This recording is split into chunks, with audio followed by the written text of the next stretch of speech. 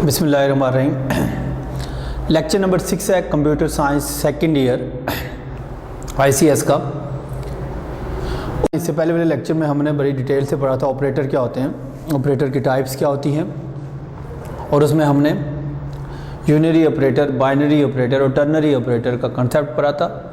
उसके बाद आज हम बाइनरी ऑपरेटर्स को डिस्कस करेंगे, और बाइनरी ऑपरेटर में सबसे पहले हम लोग अरिथमेटिक ऑपरेटर्स को डिस्कस करेंगे कि अरिथमेटिक ऑपरेटर्स क्या होते हैं, अरिथमेटिक ऑपरेटर्स का क्या पर्पस है। सिंपल डेफिनेशन है, arithmetic operator is used to perform arithmetical operations. कौन से ऑपरेशन परफॉर्म करते हैं? Arithmetical operations. हम इसके थ्रू अरिथमेटिकल को हम कहते होते हैं मैथमेटिकल ऑपरेशन परफॉर्म करते हैं। कौन से ऑपरेशन परफॉर्म करते हैं? मैथमेटिकल ऑपरेशन परफॉर्म करते हैं। एडिशन हो गया, सब्ट्रैक्शन हो गया, मल्टीप्लिकेशन होगा, डिवीजन हो गया। C++ के अंदर 5 हमारे पास अरिथमेटिक ऑपरेशंस होते हैं। कितने होते हैं? 5 होते हैं। उनके नेम क्या है? Addition, subtraction, multiplication, division, modulus, reminder का ऑपरेटर होता है हमारे पास। तो ये चार्ट आपके सामने नज़र आ रहा है। ये सबसे पहला है हमारे पास ऑपरेटर। यहाँ पे ऑपरेटर की जो है सिंबल यूज़ होती है, पर्पज़ है ये इसका, एग्जाम्पल, और ये रिजल्ट्स हैं। तो 5 हमारे पास हैं, plus, minus, asterisk, division and modulus. ये 5 ऑपरेटर है हमारे पास, अरिथमेटिक ऑपरेटर्स हैं। प्लस क्या करता है? Plus is use for addition. Addition के पर्पज़ के लिए मैथ की टर्म है, सिंपल, कोई मुश्किल नहीं है। लाइक एग्जांपल मैंने दी 5 + 7, तो आंसर क्या आ जाएगा? 12। ज़रूरी है ये 5 + 7 और वेरिएबल भी हो सकते हैं, A + B भी हो सकता है, A और B की कोई वैल्यू हो सकती है, X + 5 हो सकता है। तो ये एडिशन के लिए यूज़ होता है। माइनस सब्ट्रैक्शन के लिए यूज़ होता है। मैंने एग्जांपल दी 5 - 7, तो ये -2 आंसर है। अब A - B हो सकता है, कुछ भी हो सकता है, कोई भी एग्जांपल और हो सकती है।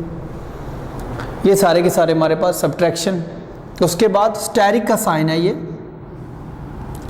ये मल्टीप्लिकेशन के लिए यूज़ होता है। याद रखें, ये क्रॉस नहीं यूज़ होता मल्टीप्लिकेशन के लिए C++ के अंदर, बल्कि स्टैरिक का साइन यूज़ होता है, स्टैरिक मल्टीप्लिकेशन के लिए। और ये देखिए 5 × 7 इसकी मीन्स है 35। आप A × B भी लिख सकते हैं, यानी वेरिएबल से भी मल्टीप्लाई हो सकते हैं, कांस्टेंट भी, कांस्टेंट और वेरिएबल मिक्स भी मल्टीप्लाई हो सकते हैं, मतलब सारे अप्लाई हो सकते हैं। तो एक एक मैं फॉर्मेलिटी के लिए एक एग्जांपल दे रहा हूँ। और उसके बाद है डिवीजन। इसके लिए हमारे पास इसको कहते हैं फॉरवर्ड स्लैश। फॉरवर्ड स्लैश हम यूज़ करते हैं, ये डिवीजन के लिए यूज़ होती है। 6/3, तो आंसर सिंपल आ जाएगा 2। नॉर्मल डिवीजन की बात हो रही है। उसके बाद ये मॉडुलस, परसेंट का साइन मॉडुलस ऑपरेटर के लिए यूज़ होता है। रिमाइंडर भी है कि रिमाइंडर फाइंड आउट करना। तो 7% 5, 7 रिमाइंडर 5, तो ऐसे लिखा जाता है 7। यहाँ पर जो होगा उससे डिवाइड किया जाएगा, 5 × 1 = 5 और 2 आंसर, तो ये इसका आंसर आ जाएगा 2 रिमाइंडर हो जाएगा। ये हमारे पास 5 डिफरेंट किस्म के अरिथमेटिकल ऑपरेटर्स हैं। यहाँ तक को कोई इशू नहीं होता।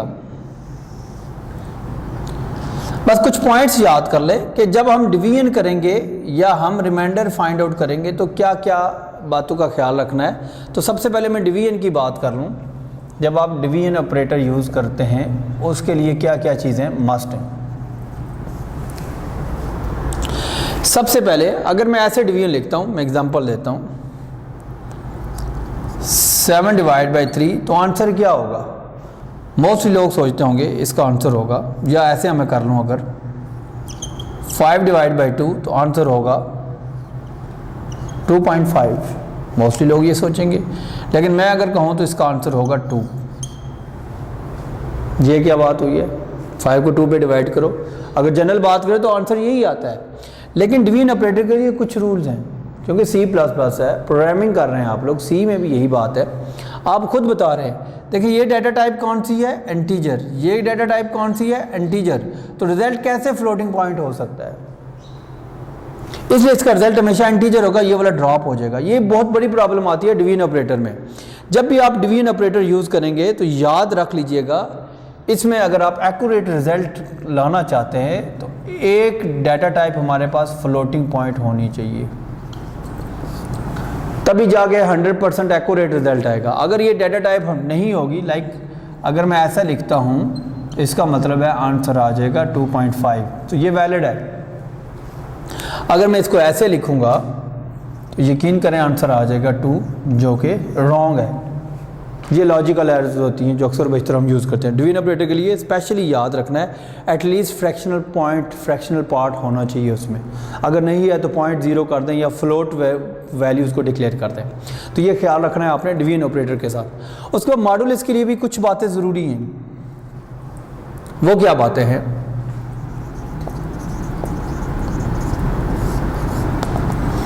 पहली बात है, हमेशा ये जो मॉडुलस ऑपरेटर है सिर्फ इंटीजर वैल्यू पे अप्लाई होगा।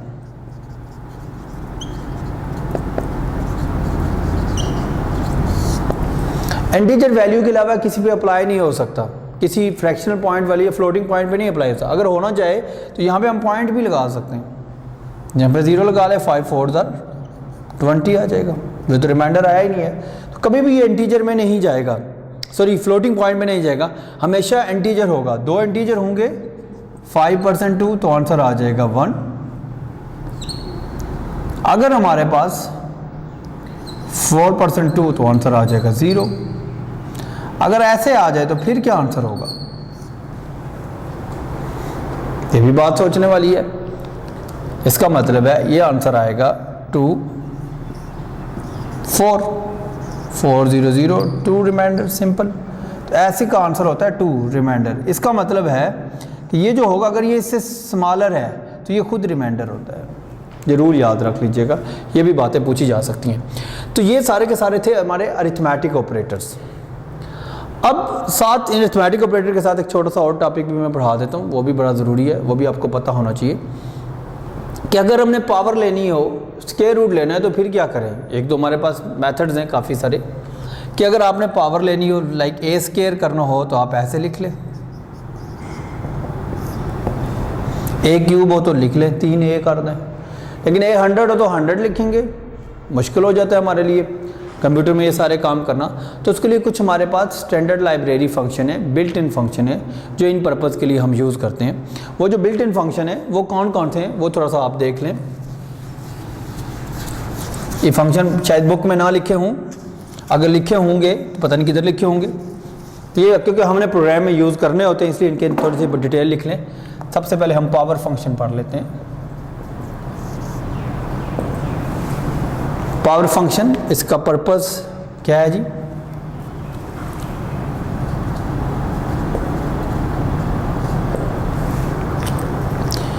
It is used to calculate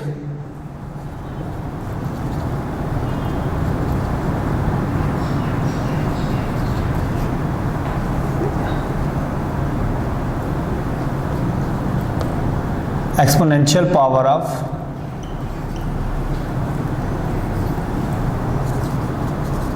given value। किसी की भी एक्सपोनेंशियल पावर को कैलकुलेट करना हो, कंप्यूट करना हो, तो पावर का फंक्शन हम यूज़ करते हैं। ये built in function, it is a built in function.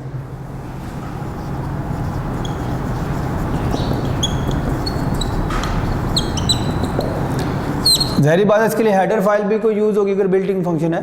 It is declared इन, ये किस में डिक्लेयर हुआ होता है? math.h header file. It is declared in math.h, यानी कि जब भी आप इसको अपने प्रोग्राम में यूज़ करेंगे तो ये वाली हेडर फाइल math.h आपको पहले इंक्लूड करनी ज़रूरी होगी। सिंटैक्स कैसे यूज़ करेंगे? सिंटैक्स देख लें इसका।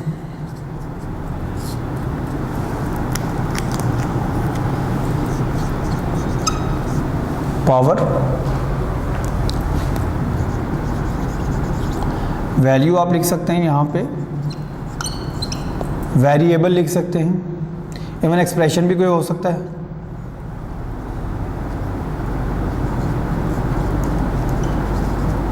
ई पावर जो भी आप लिखना चाहते हैं वो यहाँ पे आप मेंशन कर सकते हैं। एग्जांपल दें,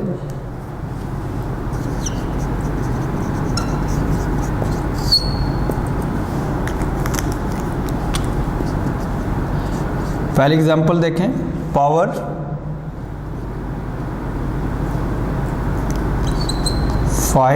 5 वैल्यू आ गई और इसकी पावर 3, तो ये 5 पावर 3, इसके मीनिंग ये हैं 5 रेज़ टू पावर 3। इसको कैलकुलेट करके आपको आंसर करेगा 8। उसके बाद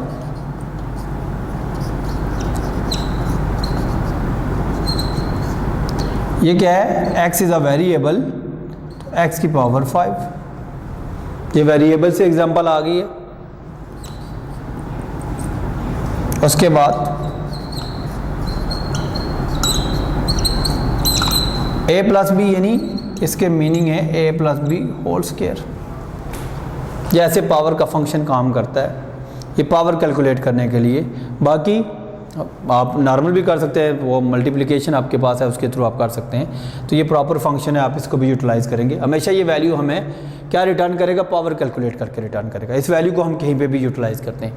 ये पावर का फंक्शन है, ये आपको समझ आ गया होगा, ये भी हमने अपने प्रोग्राम में यूज़ करना है। इसके बाद दूसरा, स्क्वायर रूट कैसे निकालें। एक तो देसी तरीका है कि किसी चीज़ की भी पावर ले लें, x की पावर ले लें 0.5, इसका मतलब है ये मीनिंग आ गए, इसका मतलब है ये आ गए। एक तो ये देसी तरीका है, ये वैलिड नहीं है, लेकिन आप यूज़ कर सकते हैं।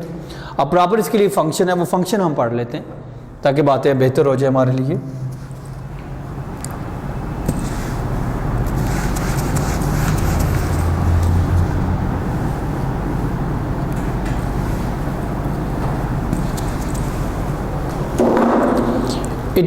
फंक्शन का नाम है SQRT। क्या फंक्शन का नाम है, SQRT, स्क्वायर रूट। इसका पर्पस क्या है, इट यूज टू कंप्यूट और कैलकुलेट दी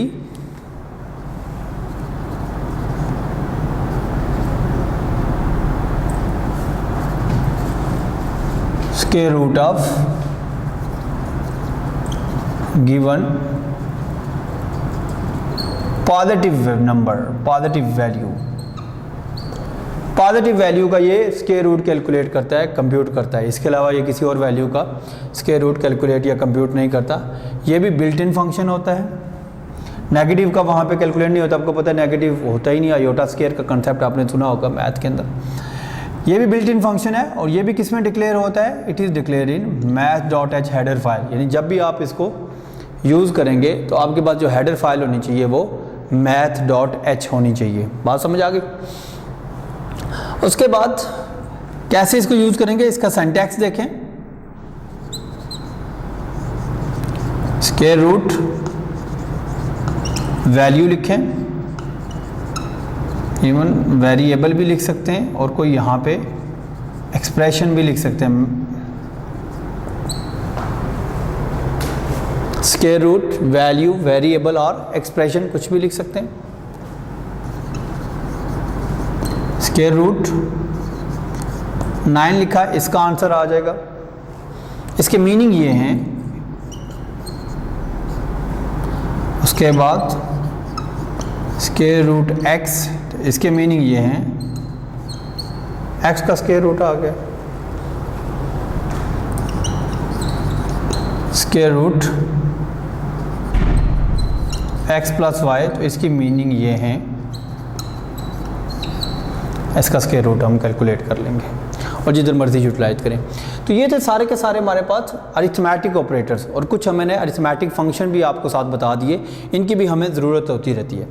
उसके बाद साथ साथ क्योंकि ये चीज़ें पढ़ा रहे होते हैं, ये ऑपरेटर्स हैं, इनके साथ एक टॉपिक आता है छोटा सा एक्सप्रेशन का, क्योंकि वो भी बड़े ज़रूरी हैं यहाँ पे।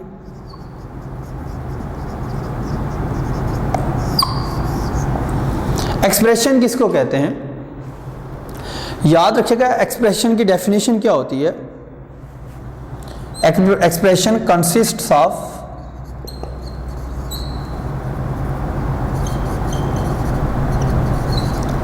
Operands and operators. ऑपरेंड और ऑपरेटर्स मिलेंगे तो हमारे पास क्या बन जाता है जी, एक्सप्रेशन बन जाता है। ऑपरेंड्स के बजाय आप कह सकते हैं वेरिएबल। कांस्टेंट्स मिलेंगे तो हमारे पास एक्सप्रेशन आ जाएंगे। लाइक देखें 5 और +7, ये 5 + 7 ये एक एक्सप्रेशन है। ए माइनस बी एक्सप्रेशन है, ए लेस देन बी एक्सप्रेशन है, ये सारे हमारे पास एक्सप्रेशन है। अब इस एक्सप्रेशन की भी आगे फर्दर काफ़ी सारी टाइप्स हैं, 3 टाइप्स के एक्सप्रेशन होते हैं हमारे पास। अगर मैं बात करूं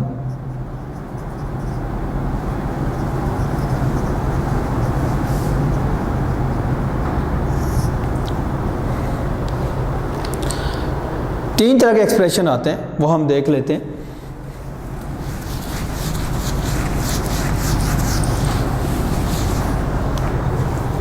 सबसे पहले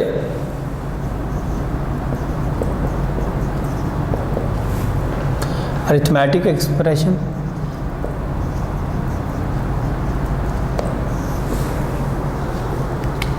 relational expression and logical expression. 3 types हैं, arithmetic expression, relational expression and logical expression. मैं अरिथमेटिक एक्सप्रेशन को फिलहाल डिस्कस कर लेता हूँ। ये क्या होगा, देखिए मैंने कहा था simple expression consist of operands and operators, यानी ऑपरेंड्स वेरिएबल एंड कांस्टेंट, यानी expression consist of variable, constant, operator, even in parenthesis, ये सारे एक्सप्रेशन होते हैं। अब इसमें अरिथमेटिक एक्सप्रेशन क्या होता है, बड़ी सिंपल सी बात है, ऐसा एक्सप्रेशन जिसमें जो ऑपरेटर होंगे वो अरिथमेटिक होंगे या अरिथमेटिकल ऑपरेटर्स होंगे, वो जो एक्सप्रेशन होगा वो हमारे पास क्या होगा, अरिथमेटिक एक्सप्रेशन। तो क्या डेफिनेशन होगी, arithmetic expression that consist of, क्या होता है इसमें, वही बात आएगी ना, वेरिएबल्स, कांस्टेंट्स, ये तो हर एक में, ऑपरेंड्स भी इनको कहते हैं। इंपॉर्टेंट चीज़ क्या है, वेरिएबल, कांस्टेंट, और जो इंपॉर्टेंट चीज़ है दैट इज अरिथमेटिक ऑपरेटर्स। वो जो एक्सप्रेशन होगा हम उसको कहेंगे अरिथमेटिक एक्सप्रेशन। अरिथमेटिक एक्सप्रेशन क्या होता है, are used to perform arithmetical operations. इसकी एग्जांपल क्या होंगे, जितने भी अरिथमेटिकल ऑपरेटर के साथ कोई एक्सप्रेशन होगा, लाइक 5 + 7 हो गया, a - b हो गया, 10 - 9 हो गया, 20 - 7 हो गया, 80 - 9 होगा, ये सारे के सारे हमारे पास कौन से एक्सप्रेशन है, अरिथमेटिकल, जिसमें अरिथमेटिक ऑपरेटर यूज़ होगा, अरिथमेटिक वेरिएबल यूज़ होगा और कांस्टेंट यूज़ होगा, वो हमारे पास क्या होगा, अरिथमेटिक एक्सप्रेशन। यहाँ तक कोई मसला आप लोगों को, ये हमारे पास अरिथमेटिक ऑपरेटर थे, ये अरिथमेटिक एक्सप्रेशन है। अब इन अरिथमेटिक एक्सप्रेशन को हम जब सॉल्व करते हैं, जनरल मैथ के अंदर सॉल्व करते हैं, तो एक रूल फॉलो करते होते हैं, that is called D maths rule.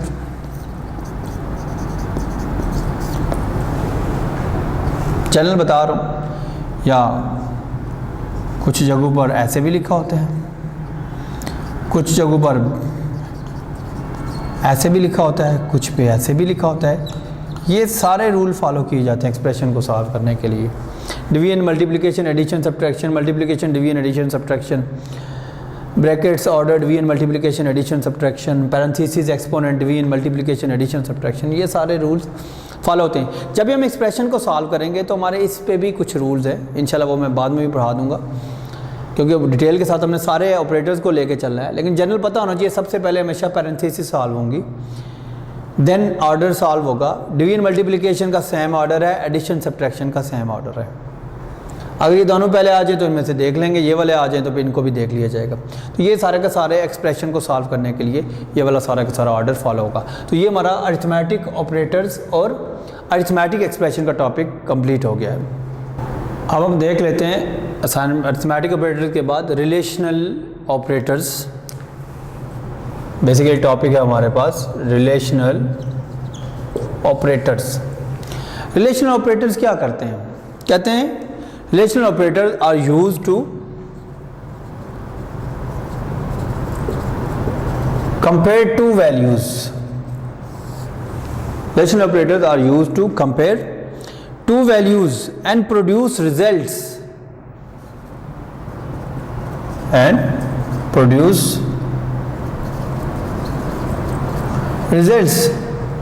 क्या रिजल्ट प्रोड्यूस करते हैं, एज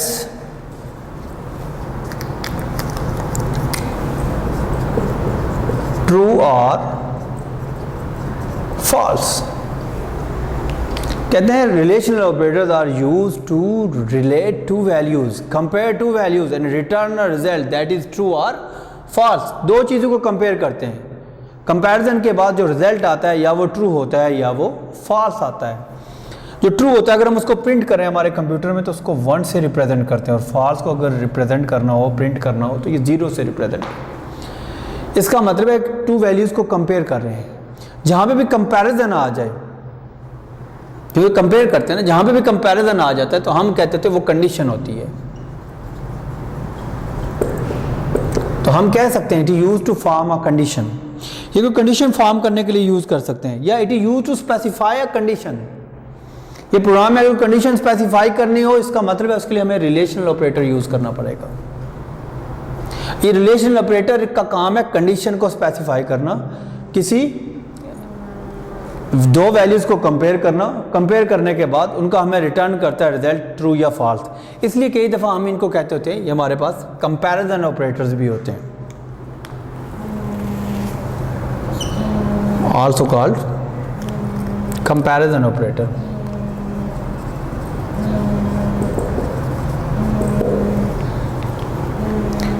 कंपैरिजन ऑपरेटर। तो कितने रिलेशनल ऑपरेटर्स होते हैं हमारे पास? 6 होते हैं हमारे पास। कितने रिलेशनल ऑपरेटर होते हैं हमारे पास? 6 होते हैं। क्या क्या नेम है उनके?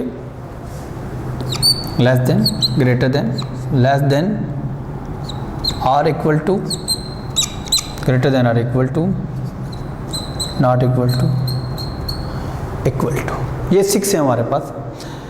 पर्पस इनका क्या है? लेस देन,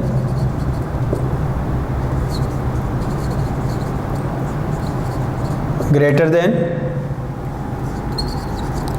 लेस और इक्वल, लेस और इक्वल,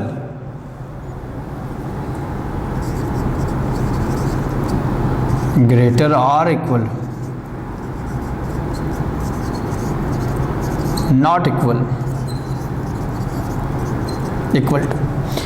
ये 6 हमारे पास हैं। ये लेस देन, इसकी मीनिंग क्या है? जब भी हम इसको यूज करेंगे, अगर लेफ्ट वाली वैल्यूज लेस होगी राइट से, 5 लेस देन 7, तो ये क्या होगा? ट्रू या फॉल्स। अगर ये लेस है तो क्या हो जाएगा रिजल्ट? ट्रू, यानी हम इसको 1 से रिप्रेजेंट कर देंगे। इसी तरह ये भी जो लेफ्ट वाली वैल्यूज को ही हमेशा चेक करेंगे हम राइट के साथ। 5 ग्रेटर देन 7, सिंपल सी बात है, क्या हो जाएगा जी? फॉल्स हो जाएगा। 5 लेस इक्वल 7। इसमें 2 कंडीशंस आ रही हैं। लेस को भी आप चेक कर सकते हैं और इक्वल, दोनों में से और है, या लेस वाली ठीक हो जाए या इक्वल वाली हो जाए। दो भी इनमें से ट्रू हो जाएगी, वो ट्रू हो जाएगी। एक अगर ट्रू होगी तो ट्रू हो जाएगी। 5 लेस 7 ट्रू, 5 इक्वल 7 फॉल्स। लेकिन 5 लेस और इक्वल, लेस तो है ना, तो आंसर क्या हो जाएगा? ट्रू हो जाएगा, 1 से रिप्रेजेंट हो जाएगा। इसी तरह 5 ग्रेटर देन इक्वल टू 7, ना ग्रेटर है ना इक्वल है, तो सिंपल सी बात है, क्या आ जाएगा? फॉल्स आ जाएगा।